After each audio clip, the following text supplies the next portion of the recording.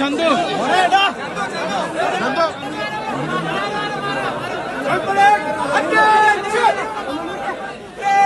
Hi guys, നമസ്കാരം. എൻ്റെ പുതിയ വീഡിയോയിലോട്ട് നിങ്ങൾക്ക് എല്ലാവർക്കും സ്വാഗതം. ഇൻട്രോ വീഡിയോയിൽ നിന്ന് തന്നെ ഞാൻ ഇന്ന് സംസാരിക്കാൻ പോകുന്ന വിഷയം ഏതാണ് എന്നുള്ള കാര്യം നിങ്ങൾക്ക് എല്ലാവർക്കും മനസ്സിലായിട്ടുണ്ടാവും.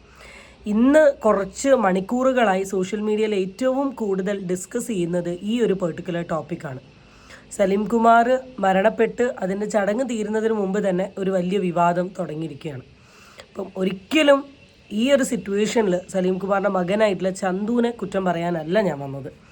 എനിക്കൊരു ഷോർട്സിൽ ഒതുക്കാവുന്ന ഒരു വിഷയം മാത്രമേ ഇതുണ്ടായിരുന്നുള്ളൂ. എന്നിട്ടും ഞാൻ എന്തുകൊണ്ടാണ് ഒരു ലോങ് വീഡിയോ എടുത്തത് എന്ന് വെച്ചാൽ, ഒരുപാട് ഇങ്ങനത്തെ കേസസ്, അതിപ്പം ഒരിക്കലും ഞാൻ മരണച്ചടങ്ങിൻ്റെ കാര്യത്തിലല്ല പറയുന്നത്, ഒരു സെലിബ്രിറ്റി ഫെയിമിലുള്ള വ്യക്തികളുടെ വളരെ പേഴ്സണൽ ആയിട്ടുള്ള പരിപാടികൾ, ഫോർ എക്സാമ്പിൾ പറയുകയാണെങ്കിൽ അവരുടെ വിവാഹം നടക്കുന്ന സിറ്റുവേഷനിൽ വരെ ഇടിച്ച് കയറി ചെന്ന് ഇവൻ കാണാൻ വരുന്ന വ്യക്തികൾക്ക് പോലും കാണാൻ പറ്റാത്ത രീതിയിലാണ് ഇവരുടെ എല്ലാവരുടെയും ഈ ഓൺലൈൻ മീഡിയക്കാരുടെ ഒരു പ്രവർത്തനം.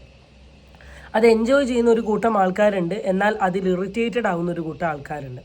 അത് മനസ്സിലാക്കിക്കൊണ്ട് തന്നെ ഇവർ അവോയ്ഡ് ചെയ്യുന്ന ഒരു കൂട്ടം ആൾക്കാരുണ്ട്. പുറമെ വന്ന് വളരെ ഡീസൻ്റ് ആയിട്ട് ഇവർക്ക് വേണ്ട ബൈറ്റ് കൊടുക്കുന്ന ആൾക്കാരും ഉണ്ട്.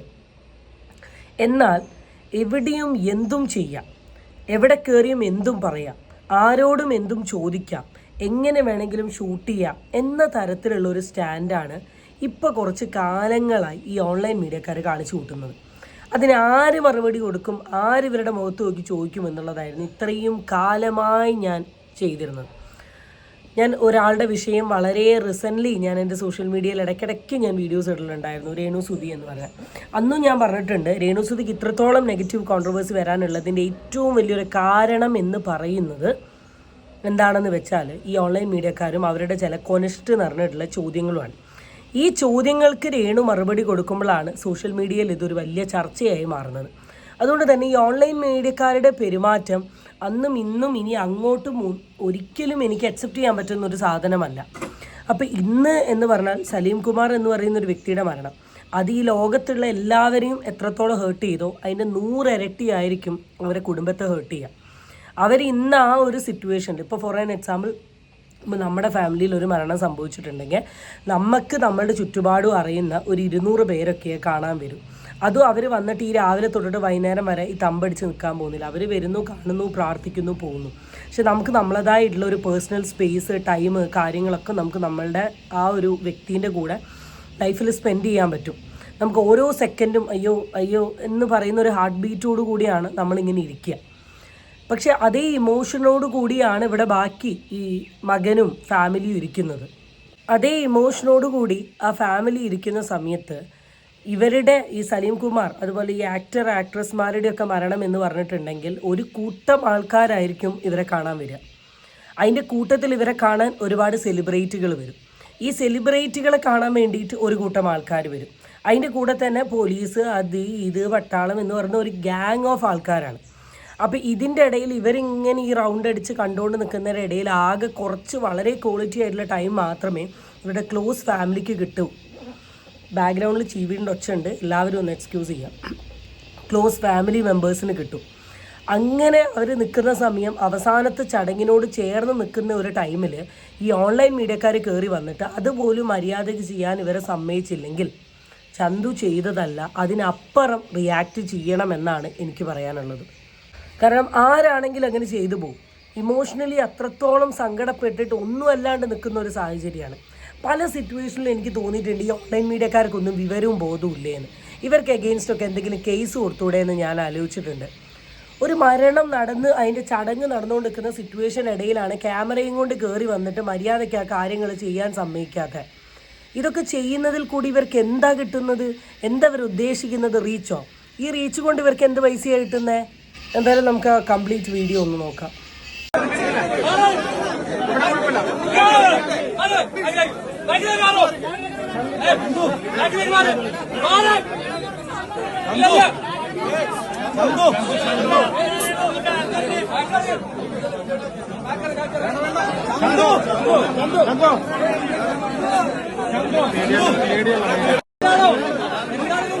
ചന്തു ചന്തു ചന്തു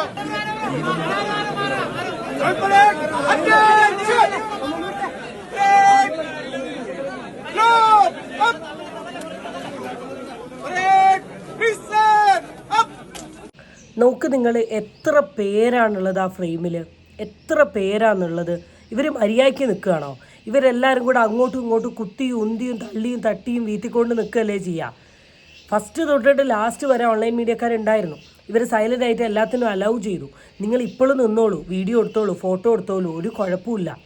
ഫ്രണ്ടിൽ ഈ ചടങ്ങ് ചെയ്യുന്ന ആൾക്കാരെ ഡിസ്റ്റർബ് ചെയ്യുക എന്ന് പറയുന്നത് എന്ത് തരത്തിലുള്ള ആറ്റിറ്റ്യൂഡാണെന്നുള്ളത് നിങ്ങൾ സ്വയം ഒന്ന് ആലോചിച്ച് നോക്ക്.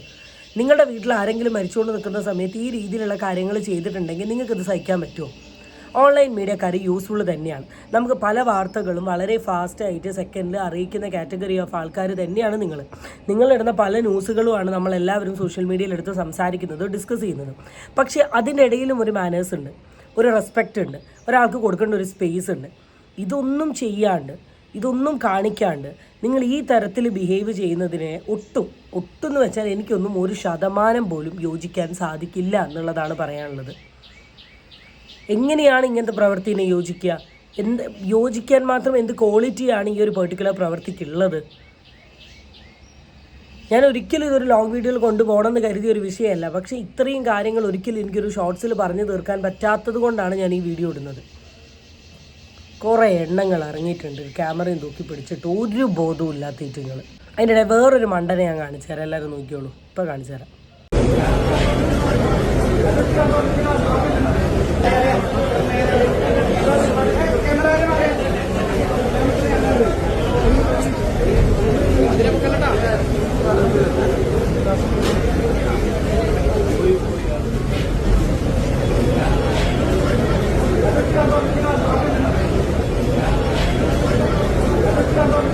അദ്ദേഹം വിട വാങ്ങിയുന്ന ആ സമയം തന്നെ സോഷ്യൽ മീഡിയയിൽ ഏറ്റവും കൂടുതൽ ഡിസ്കസ് ചെയ്തിട്ടുള്ള ഒരു കോണ്ടന്റ് ഉണ്ടായിരുന്നു. ഞാൻ എൻ്റെ ചാനലിൽ കൂടെ പറഞ്ഞിട്ടില്ല, കാരണം അങ്ങനെ പോലും ആ വിഷയത്തെ പറ്റി സംസാരിക്കാൻ ഞാൻ ആഗ്രഹിക്കുന്നില്ല. അദ്ദേഹം ഹോസ്പിറ്റലിൽ കിടക്കുന്ന സമയത്ത് വരെ ചില പാർട്ടിക്കാർ അദ്ദേഹം നമുക്ക് ഓൾറെഡി അറിയാം, സലീം കുമാർ എന്ന് പറയുന്ന ഒരു വ്യക്തി കോൺഗ്രസ് പാർട്ടീനെ സപ്പോർട്ട് ചെയ്യുന്ന ഒരാളാണ്. ചില ഓപ്പോസിറ്റ് പാർട്ടിക്കാർ വീഡിയോൻ്റെ താഴെ വന്നിട്ട് മോശമായ കമൻറ്റ് കാര്യങ്ങൾ ഇട്ടത് ഞാൻ ഒരിക്കലും എടുത്തു വെച്ച് സംസാരിച്ചിട്ടില്ല. കാരണം അതാണ് അവരുടെ ക്വാളിറ്റി. ഒരാൾ വയ്യാണ്ട് ഹോസ്പിറ്റലിൽ കിടക്കുന്ന ആ സമയം വരെ ഇത് പറയുക, അതാണ് അദ്ദേഹത്തിൻ്റെ ആ പാർട്ടിയുടെ ഒരു ക്വാളിറ്റി എന്ന് മനസ്സിലാക്കി ഞാനത് വിട്ടു. കാരണം സംസാരിക്കാൻ പോലും ഡിസേർവ് ചെയ്യുന്നില്ല. അറ്റ് ദ സെയിം ടൈം ഞാൻ കണ്ട അടുത്തൊരു സീനാണിത്. നമ്മുടെ മുഖ്യമന്ത്രിയും നമ്മുടെ സലീം കുമാറും തമ്മിലുള്ള ഒരു ബോണ്ട് കണക്ഷൻ അറിയാം, അത് പാർട്ടി ബേസിസിലുള്ളതാണ്. അതിൻ്റെ കൂടെ തന്നെ എനിക്ക് തോന്നുന്നു സലീം കുമാർ ലാസ്റ്റ് അറ്റൻഡ് ചെയ്തൊരു പ്രോഗ്രാം നമ്മുടെ മുഖ്യമന്ത്രിയുടെ പ്രോഗ്രാമായിരുന്നു. അങ്ങനെ കണക്ഷനോട് കൂടി ഇമോഷണലി കയറി വരുന്ന സമയത്താണ് ഒരു കാറ്റഗറി ഓഫ് ആൾക്കാർ നേരെ ചെന്നിട്ട് ഹാരട്ട് കൊടുക്കുന്നു. ഞാൻ ആലോചിക്കുന്നത് ഞാൻ പിന്നെ കോമൺ സെൻസ്, ബുദ്ധി എന്ന് പറയുന്ന സാധനങ്ങളൊന്നും നമുക്ക് ഉണ്ടാക്കാൻ പറ്റുന്നതല്ല. അതാണ് സത്യം എന്ന് പറഞ്ഞാൽ അതാണ്. ഇതൊന്നും നമുക്കൊരിക്കലും ഉണ്ടാക്കാൻ പറ്റൂല. കാരണം ഇതെങ്ങനെയാണ് ഇപ്പോൾ ഉണ്ടാക്കുക? ഇതൊക്കെ ഒരു മനുഷ്യന് വരേണ്ട ഒരു സാധനമല്ലേ? ഇങ്ങനത്തെ സിറ്റുവേഷനിൽ പോയി ഇങ്ങനെ പെരുമാറാൻ പാടില്ല, ഇങ്ങനെ കാണിക്കാൻ പാടില്ല എന്ന്. അടുത്ത വിഷയവുമായി ബന്ധപ്പെട്ടിട്ട് ഏറ്റവും ട്രോളായിട്ടുള്ളൊരു ഇത് എന്താണെന്ന് വെച്ചാൽ ആളുടെ ബോഡി നമുക്ക് പ്രാർത്ഥിക്കുന്ന സമയത്ത് ആഘോഷം തന്നെയാണ്. അതുപോലെ അവരുടെ വൈഫും കാര്യങ്ങളും എടുക്കുന്ന സമയത്ത് കാണാൻ പറ്റും. ഇതിന് ജിനോബ് MG ഈ പൊട്ടൻ മരണ വീട്ടിലും അഭിനയിക്കുകയാണോ? ലിജു ലോറൻസ് എന്തിനാ ഈ ഓവർ ആക്ടിങ്? ഇതൊരു മരണ വീടാണ്, ഇയാൾ നോർമൽ അല്ലേ? ഇവൻ്റെ ഓവർ കുനിയൽ കാപഢ്യമാണ്. അയ്യോ വിനയം വന്നു സന്തോഷമായി. വിനയം അല്പം കുറഞ്ഞു പോയെന്ന സംശയം, ലേശം കൂടി കുമ്പിടാമായിരുന്നു. ഇങ്ങനത്തെ കുറേ കമൻസ്. ഈ കമൻ്റ് ഇട്ട ആൾക്കാരോട് ചോദിക്കുന്നത്, നിങ്ങൾ ഉദ്ദേശിക്കുന്നത് മരണ വീട്ടിൽ പോയിട്ട് ഇങ്ങനെ നിൽക്കണം എന്നാണോ? ഇപ്പം നമ്മൾ തന്നെ കൗൺസിലിംഗ് ചെയ്യുന്ന സമയത്ത് നമ്മൾ വളരെ സ്ട്രോങ് ആയി ബോൾഡായിട്ട് ഇങ്ങനെ ഇരുന്ന് കൗൺസിലിംഗ് കേൾക്കുന്ന കേസസ് ഉണ്ട്. എന്നാൽ നമ്മുടെ ക്ലയൻറ്റ് നമ്മുടെ ഫ്രണ്ടിൽ കടന്ന് വളരെ ഇമോഷണലി കരയുന്ന സമയത്ത് ഒരിക്കലും നമ്മൾ ഇങ്ങനെ ഇരുന്നിട്ട് ഇങ്ങനെ ആടിക്കൊണ്ട് കേൾക്കില്ല. ഇൻസ്റ്റഡ് നമ്മളൊരു കം ക്ലോസർ, ഒരു കണക്ഷൻ, ഒരു എഫെക്ഷൻ, ഒരു അറ്റാച്ച്മെൻറ്റ് കാണിക്കുന്ന ഒരു സാധനമാണ്. അവിടെ കരഞ്ഞുകൊണ്ടിരിക്കുന്ന ഭാര്യയുടെയോ മകൻ്റെയോ എടുത്ത് ചെന്നിട്ട് നിവർന്ന് നിന്നിട്ട് പോയില്ലേ ഇങ്ങനെ പറയാനും സാധിക്കില്ല. ഞാനതാ പറയുന്നത്, ഒരു വ്യക്തിയുടെ ഒരു മരണം വന്ന സമയത്ത് ആ മരണവുമായി ബന്ധപ്പെട്ടുകൊണ്ട് നടന്ന കുറേ കാര്യങ്ങളെ എങ്ങനെയാണ് ജനങ്ങൾ അതിൽ ഇത്രത്തോളം നെഗറ്റീവ് കണ്ടെത്തുന്നത് എന്നാണ് ഞാൻ ആലോചിക്കുന്നത്. ഇന്ന് രാവിലെ തൊട്ട് ഇന്ന് നേരം വരെ നമ്മളുടെ എല്ലാ സോഷ്യൽ മീഡിയ പ്ലാറ്റ്ഫോമിലാണെങ്കിലും ഏറ്റവും കൂടുതൽ കാണുന്നത് സലീം കുമാർ എന്ന് പറയുന്ന വ്യക്തിയുടെ ഒരുപാട് വീഡിയോസാണ്.